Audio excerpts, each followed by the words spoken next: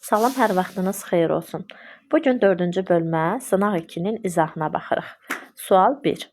İnsanda haploid xromosoma sahib olan hüceyrələri hazırlayan vəzlərdən birinin hormonu belə adlanır.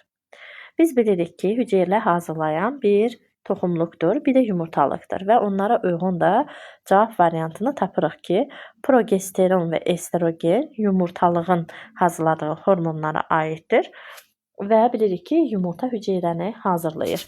Ona görə bir də cavabımız C olacaq. Boy artımı ləngiyən, ağıl kəmliyi və bədən mütənasibliyi pozulmuş uşağa, təbii ki, bu uşaq kretinizm xəstəliyinə tutulmuşdur. Bilirik ki, qalxana bənzər vəznin ifraz etdiyi tiroksin hormonunun uşaq vaxtı az ifraz olunması nəticəsində, hipofunksiyası nəticəsində bu xəstəlik uşaqlarda meydana çıxır. Nəticədə deyilən əlamətlər uşaqda özünü biruzə verir, boy artımı ləngiyir, ağıldan kəm olur, bədən mütənasibliyi pozulur. Təbii ki, az bir ifraz olunmuş bir şeyin müdaxiləsi necə olacaq? Qalxana bənzər vəznin fəaliyyətini artıracaq dərmanlar yazılmalıdır.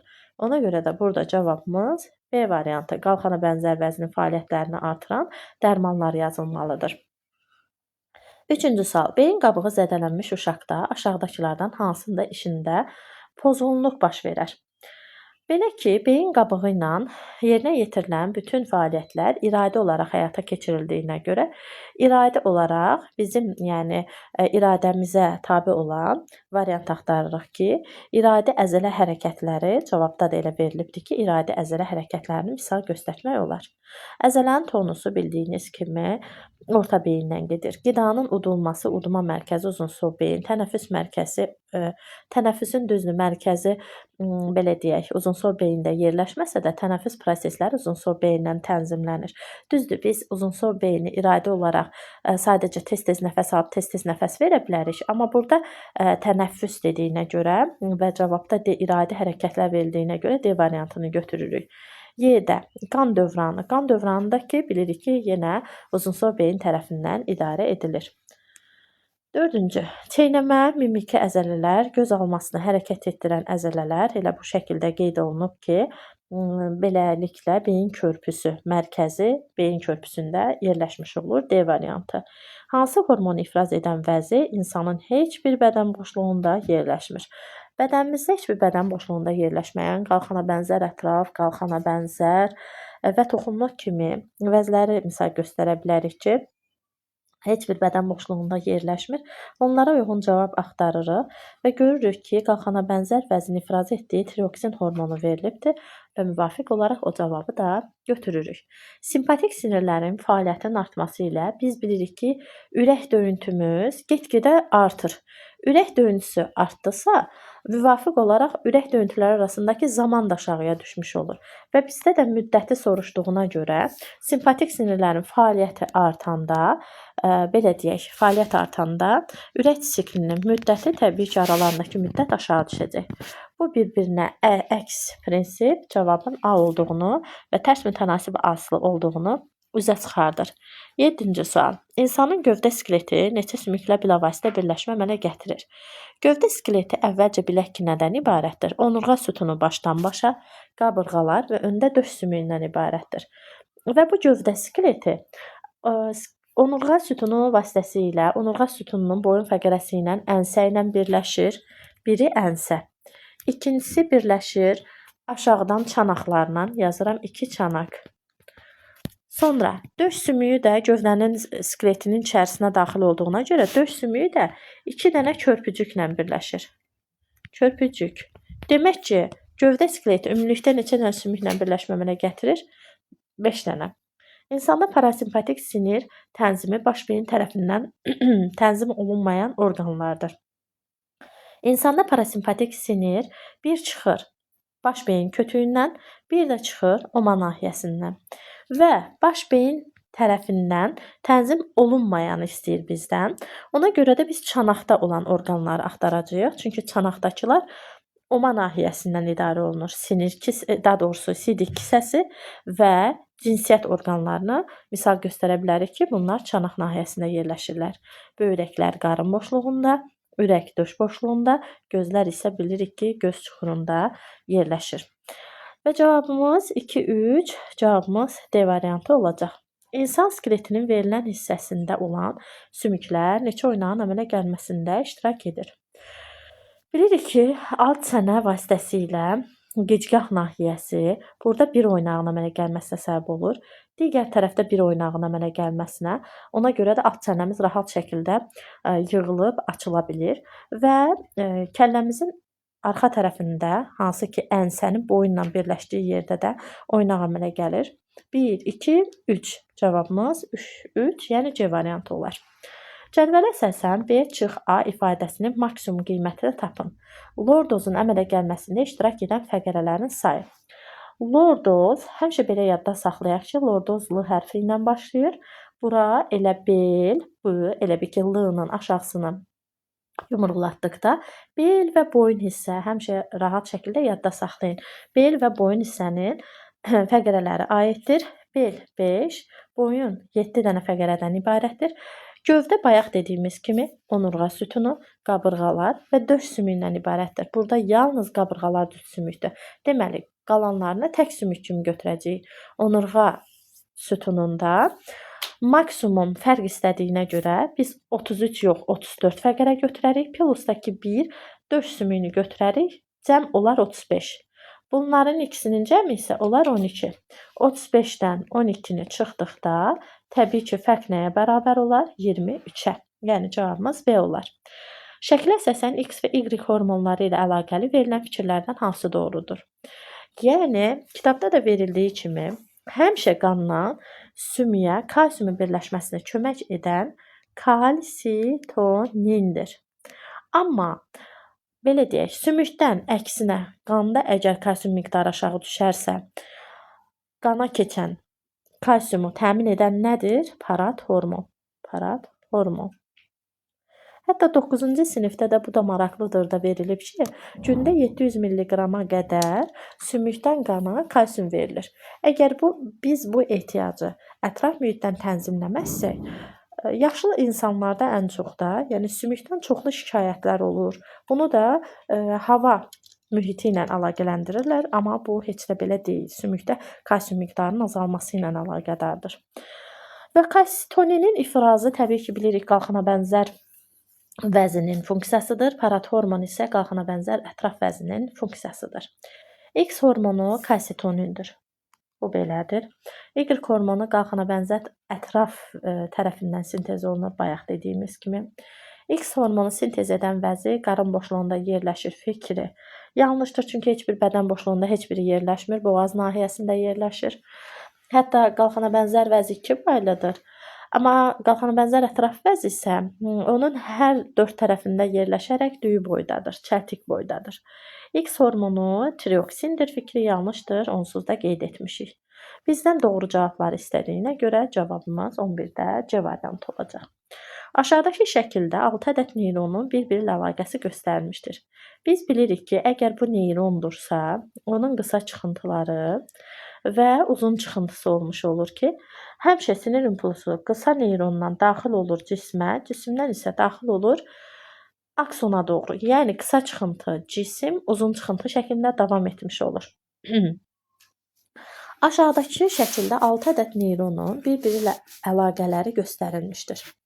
Və fikir verirsinizsə, qıcığı bu hissədən daxil edirlər. Qıcıq bu hissədən daxil olursa, təbii ki, görürsünüz, kiçik hissə qısa çıxıntı qəbul edir, cismi ötürür. O da uzun çıxıntıya daxil edir. Sonra onun qısa çıxıntısı qəbul edir, cismi ötürür, uzun çıxıntı ilə gedir. O da aksonu vasitəsilə, uzun çıxıntısı vasitəsilə digərinin dendritinə, cisimlə, uzun çıxıntısına, uzun çıxıntı vasitəsilə dendritinə, cisimlə və uzun çıxıntısına ötürmüş olur. İndi qısa çıxıntı qəbul etməlidir da, düzdürmü? Fikir verirsinizsə, burada bu şəkildə getməli idi və uzun çıxıntı heç vaxt siniri qəbul etmir. Nədir ki, burada bu şəkildə sinir daxil olmalı idi. Dediyimiz kimi, uzun çıxıntı siniri qəbul etmir. Ona görə də cavabımız 1 ilə 6 C variantı olar. Sadə refleks qövsü dedikdə şəklə diqqət yetiririk. Şəkildə gördüyünüz kimi, çəkək bu yana.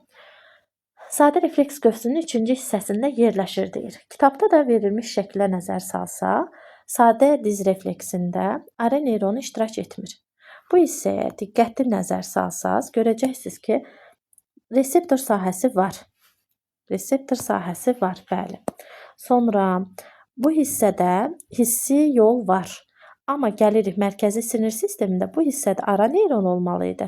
Sadə diz refleksi qövsündən söhbət getdiyinə görə birbaşa hissi neyronun aksonu əlaqələnir hərəki neyronun dendriti ilə. Sonra baxırıq ki, bu hissədə baxırıq ki, hərəkinin qısa çıxıntısından onun cisminə, oradan isə aksonuna ötürülərək işçi orqana qədər getmiş olur. Və qısacası 3-cü hissə mərkəzi sinir sisteminin içi olan hissəni göstərdiyinə görə biz baxacağıq ki, hissinin aksonu ilə hərəkinin dendriti, hərəkinin cismi, hərəkinin aksonu iştirak etmiş olur. Baxaq ki, 3-cü hissəsində yerləşir. Sinir düyünü bu hissəni nəzərə aldığına görə qəbul etmirik.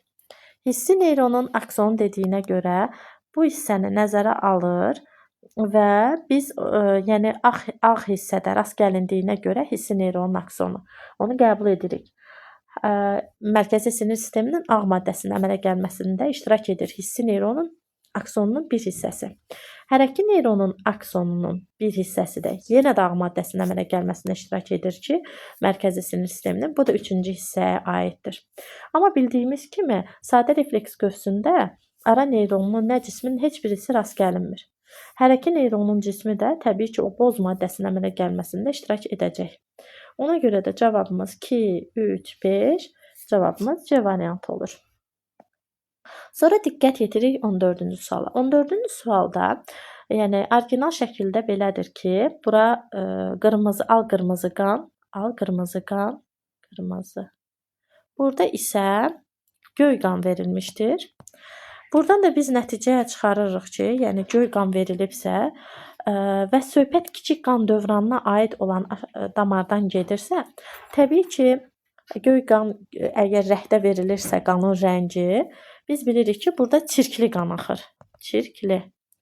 Əgər al qırmızı rəng verilibsə, burada təmiz qan axır. Biz də yaxşı bilirik ki, qanın axın istiqaməti əgər çirkli qan axırsa, ağciyər arteriyasından söhbət gedir. Əgər təmiz qan axırsa, deməli ağciyər venasından söhbət gedir. Ortada da ki, təbii ki, bu hissədə kapilyar şəbəkə verilmişdir. Qan təzyiqi ən az olan damar 1-dir. Bir hissə burada verilibdir, 2 burada, 3 də burada verilibdir. Təbii ki, bir qan təzyiqi ən az olan damar 1-dir. Vena damarı ürəkdən ən uzaqda yerləşən damar olduğuna görə təzyiq həmişə onda ən az olur. 1 nömrəsi ilə arteriya damarı göstərildiyinə görə bu fikir yanlışdır. Qanın axın sürəti ən az olan damar kapilyar damardır. Çünki 2-də kapilyar damar verilmişdir. Ona görə çox az sürətlə hərəkət edir ki, burada rahat şəkildə qazlar mübadiləsi, həm də qida mübadiləsi getsin. Üçüncüdə vena damarı haqqında söhbət gedir ki, qanda oksigenin miqdarının ən çox olduğu damar 3-dür. Bəli, söhbət kiçik qan dövranından getdiyinə görə biz burada istisna olaraq venanın içərisində arterial, arteriyanın içərisində isə çirkli qan axdığını söyləyə bilərik. Sonra baxırıq cavablara ki, cavabımız 2 və 3 olacaq. Burada cavabımız 14-də D variantıdır. İnsanın sinir sistemi ilə bağlı düzgün fikri seçin. Qarışıq sinirlər ara neyronların çıxıntılarından təşkil olunubdur. Ümumiyyətlə sinirlərin əmələ gəlməsində ara neyronu iştirak etmir. Ara beyin zədələnsə, yalnız qoxu hissiyatı pozulur. Bu fikir yanlışdır. Biz bilirik ki, ara beyindən qoxu hissiyatından başqa bütün hissi sinirlər keçərək örün mərkəzlərinə çatmış olur. Sonra baxırıq, onurğa beyni 5 şöbədən ibarətdir. Sinir sistemi ilə bağlı bu fikir doğru deyildir və 4 şöbədən ibarət olduğunu bilirik. Simpatik sinirlər göz bəbəyini genəldir fikri doğrudur. Uzunsov beyində simpatik mərkəzlər yerləşir.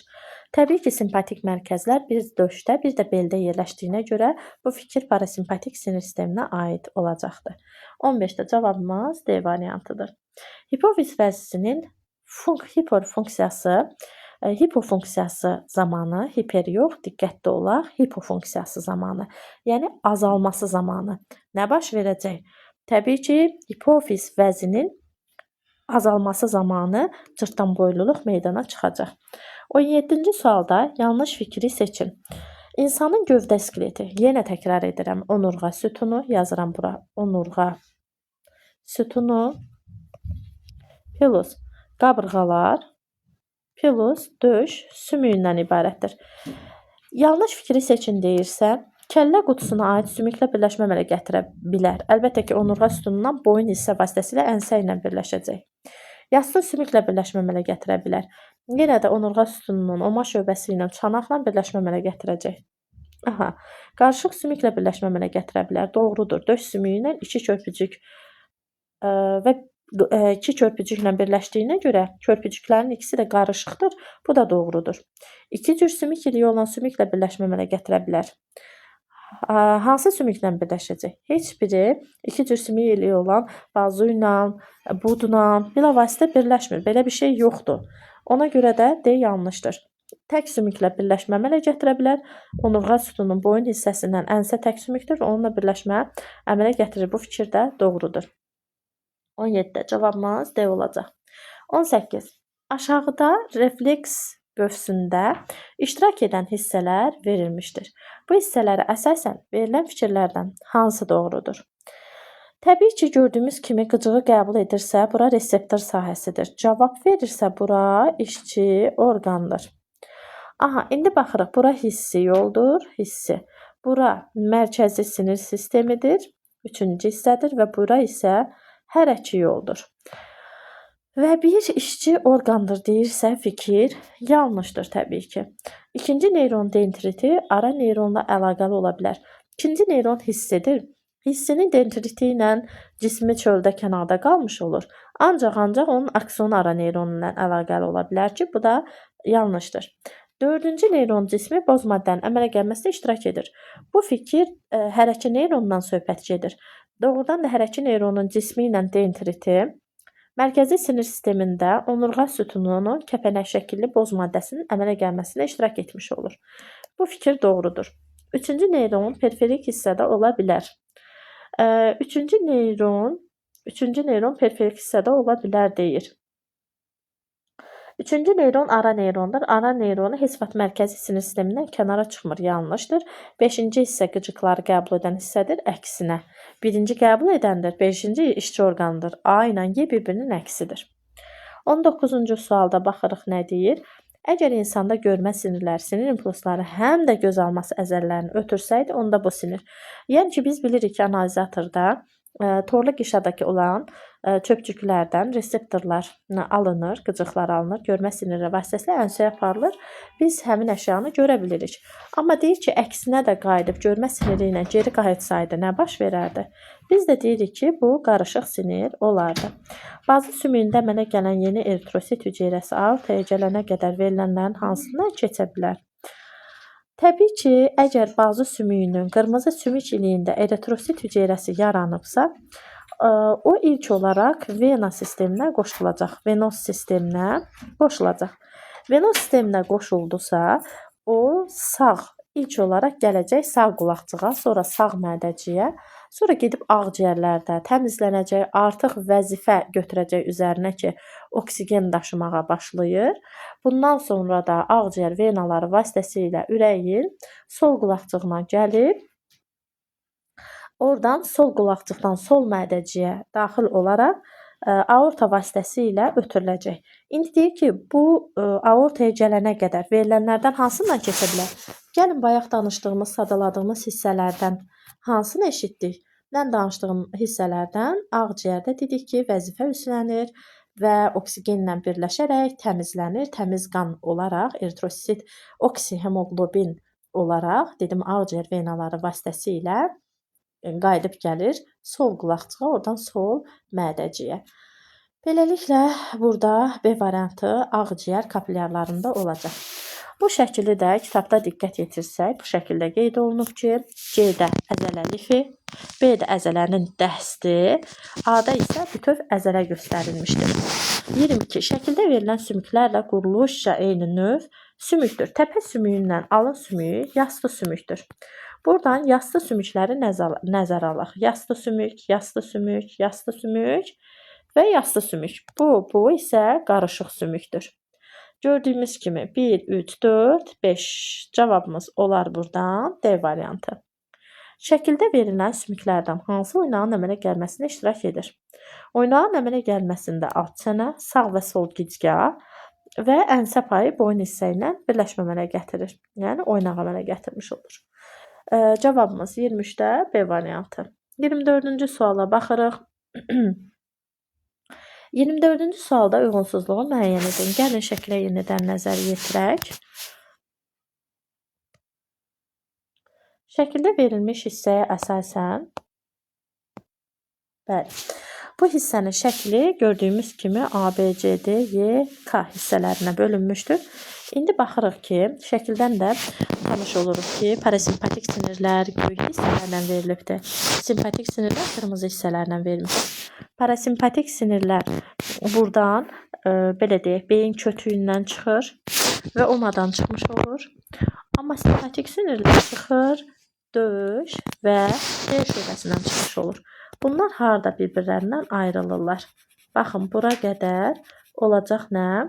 Bu hissəyə qədər olacaq döş, buradan bura qədər olacaq döşdən çıxanlar. Oradan altdakılar isə beldən çıxanlar olacaq. Hansı ki, qırmızı rənglə göstərilmiş sinirlər. B və K parasimpatik sinirlərdir. Baxırıq ki, B ilə K parasimpatik sinirlərdir. Fikir tamamilə doğrudur. Baxırıq, mədə-altı vəziyə simpatik sinirlər D-dən gəlir.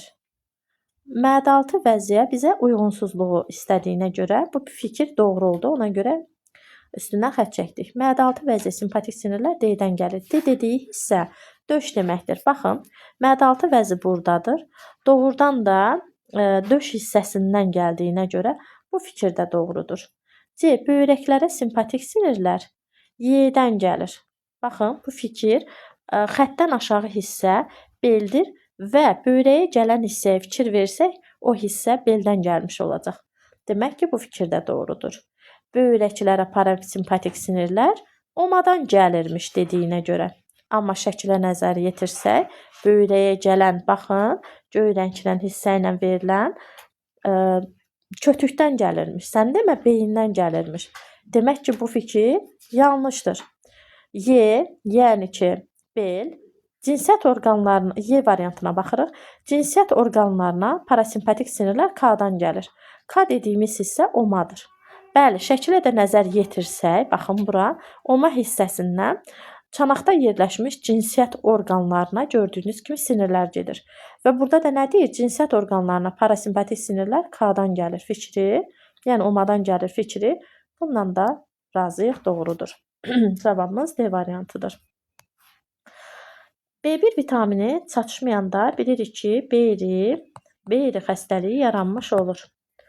B1 vitamini çatışmazlığından daha çox təsirlənən orqanlar sistemi hansı rəqəmlə göstərilmişdir? Axtaracağıq. Sinir sistemi 25-də D variantı.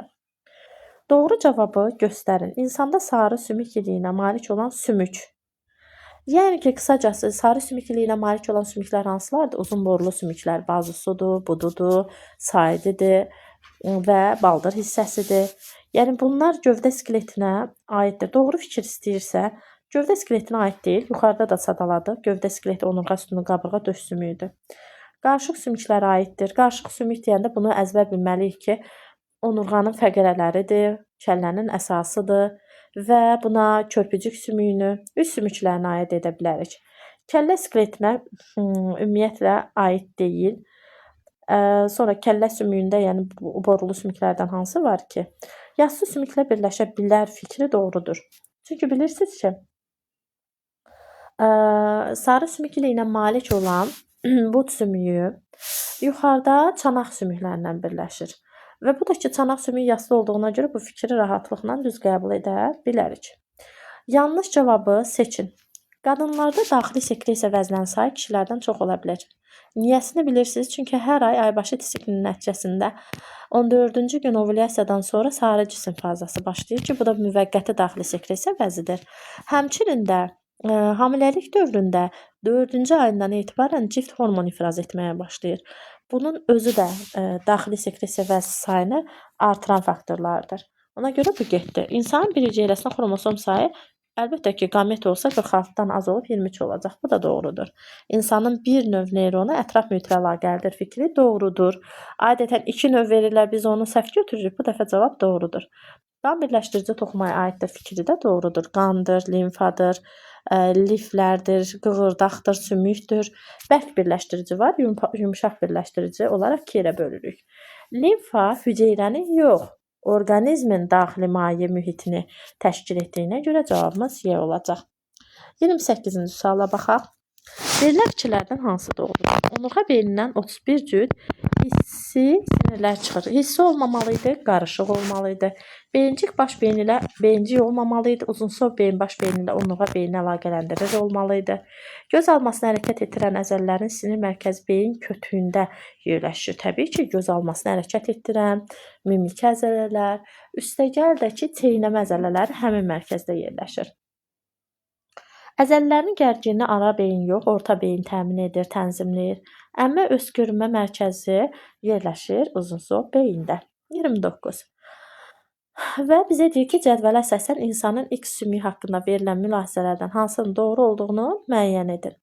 Aid olduğu skelet şöbəsi gövdə skeleti imiş. Gövdə skeleti də bayaqdan dediyimiz kimi onurğa sütunu, qabırğalar və döş sümüyüdür. Baxaq ki, cüt sümüklə birləşmə əmələ gətirməsi bəli, söhbət %100 döş sümüyündən gedir. Tək sümüklə birləşmə əmələ gətirməsi xeyr, doğrudan da döş sümüyü cüt olan qabırğalarla birləşir. Bir də cüt olan körpücük sümüyü ilə birləşir. Cavabımıza baxırıq ki, yastı sümüklərə aiddir döş sümüyü, doğrudur.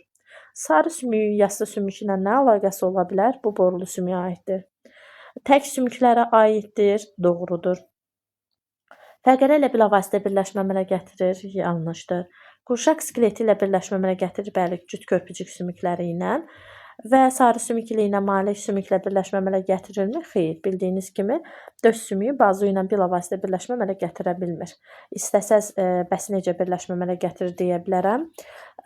Döş sümüyü birləşir körpücüyə, o gedir arxadan birləşir kürəyə, kürək də gedir birləşir bazu sümüyünə. Bizdən də doğru olanı istədiyinə görə cavabımız 1, 3, 5 olacaq. 29-da A variantı. 30. İnsanda verilənlərdən hansının işi somatik sinir sistemi ilə tənzimlənir? Soma bədən deməkdir və iradəmizə tabe olan belə deyək, iradəmizə tabe olan bir şey seçməliyik. Təbii ki, hansınız qan damarlarınızın daraldan əzələləri, yəni yığıb boşalda bilirsiniz? Heç biriniz.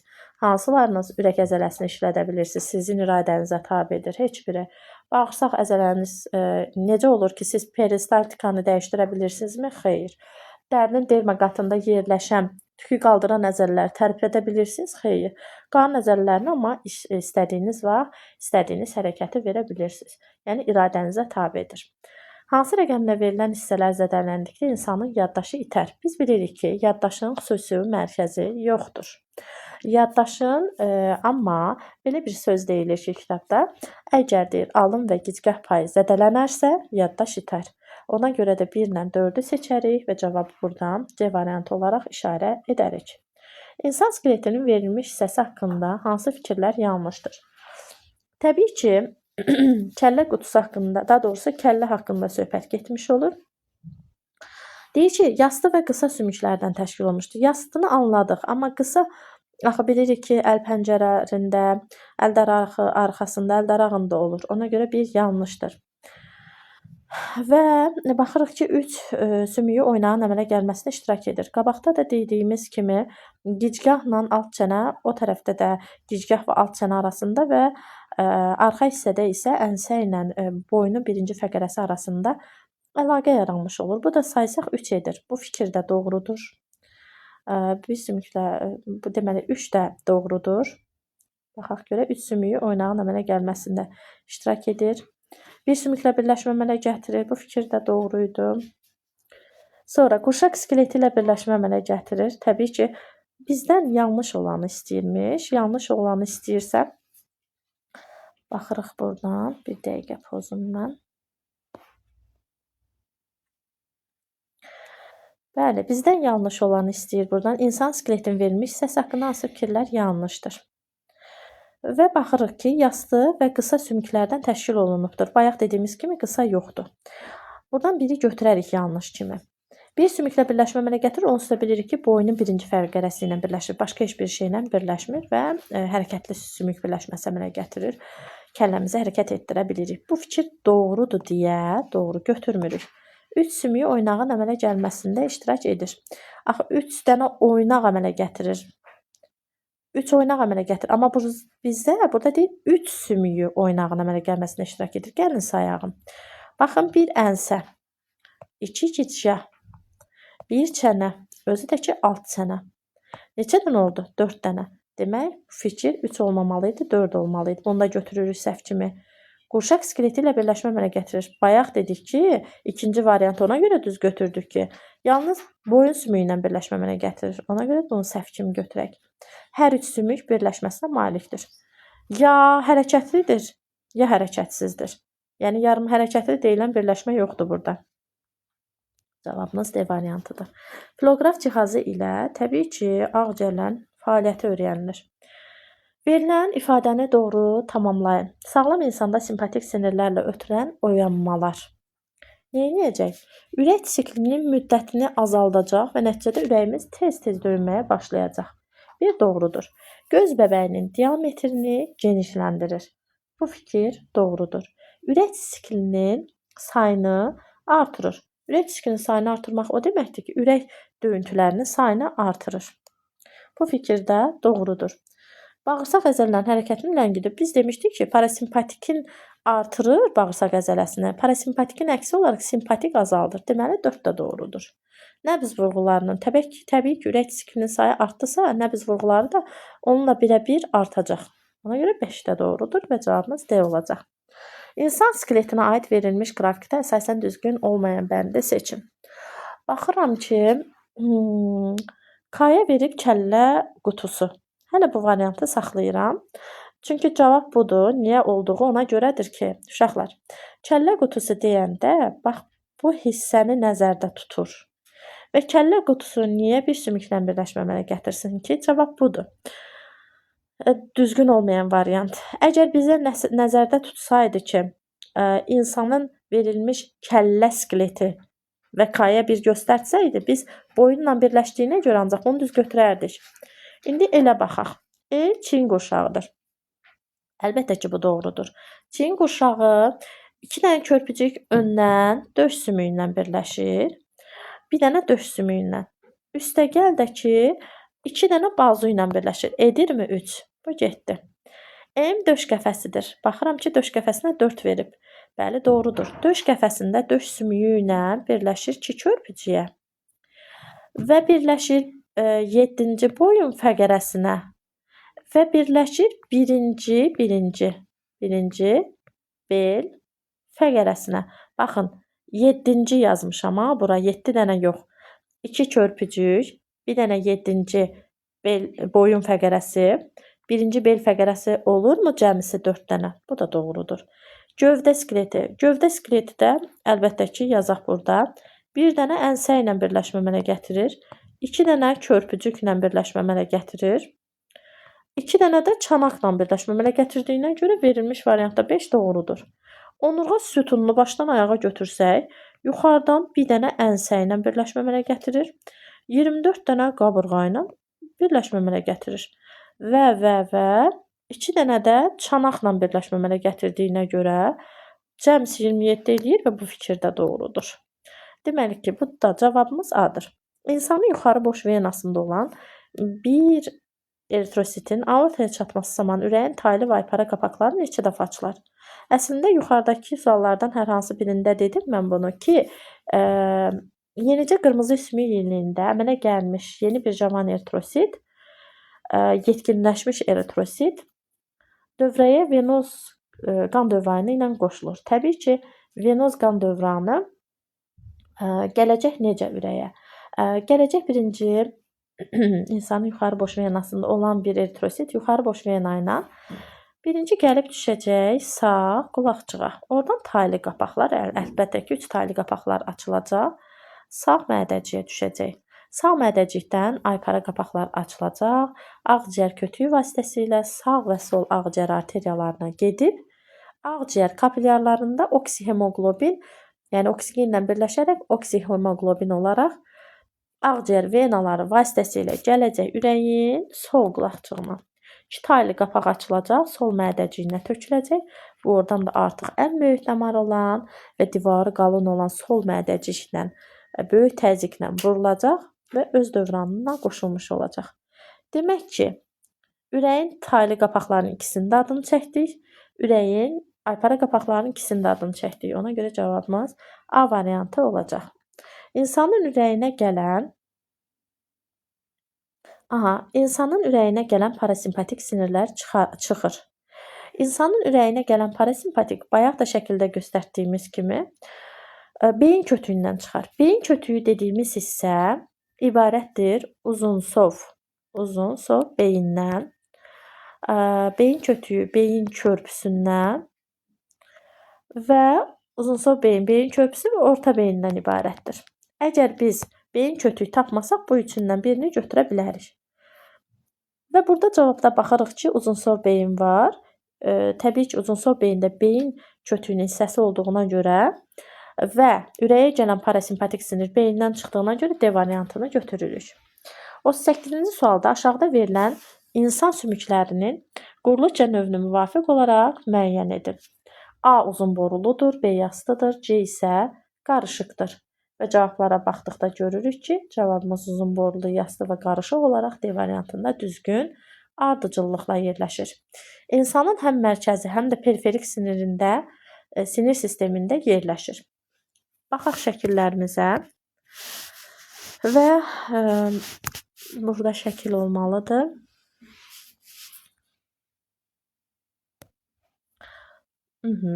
Yaxşı, insanın həm mərkəzi, həm də periferik sinir sistemində yerləşir. Baxırıq ki, periferik sinir sistemi mərkəzi sinir sistemindən kənarda olan hissədir. Baxın, buradan kənara olan hissədir. Bir də buradan kənara olan hissədir. Yəni o artıq mərkəzi sinir sistemindən kənara çıxıb. Biz bilirik ki, periferik sinir sistemi mərkəzi sinir sistemindən kənara doğru yönələn sinirlərdir. Həm mərkəzdə, həm də periferik sinir sistemində yerləşənlər nələrdir? Ara neyron ümumiyyətlə mərkəzi sinir sistemindən çıxmır. Baxın, yazılarıma görəcəksiniz. Ara neyronun hamısını içəridə yazmışam. Dendritini də, cismini də, aksonunu da. Ona görə ara neyronları olan variantları yox etsək, A ilə C gedir. Və fikir verək ki, hissi neyronun cismi də kənardadır, dendriti də kənardadır. Baxın, hissinin dendriti də kənardadır, cismi də kənardadır.